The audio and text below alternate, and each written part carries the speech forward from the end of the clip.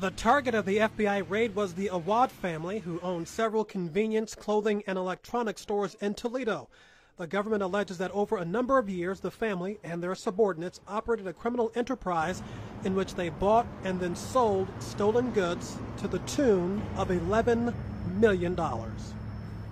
And this indictment charges a criminal enterprise that spanned nearly a decade and reached from Toledo to Ann Arbor and Amman, Jordan.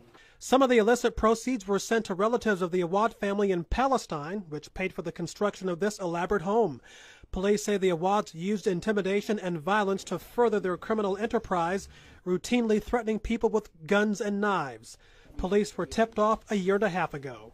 Through our informants and our information, we learned about the organization and then obviously discussed it at length with our partners, and that resulted in this investigation. The government says the Awads leaned on dope fiends and the unemployed to provide them with an endless supply of stolen iPads, iPhones, and smartphones.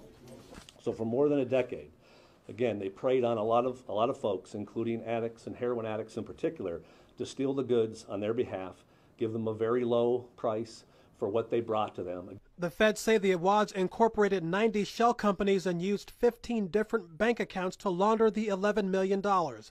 They also say their alleged criminal activity is much more than property crime.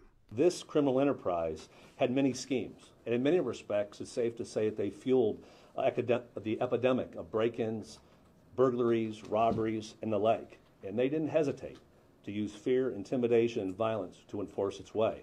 In today's raids, the feds seized $180,000 in cash, 17 firearms, in addition to gold, silver, diamonds, and counterfeit merchandise.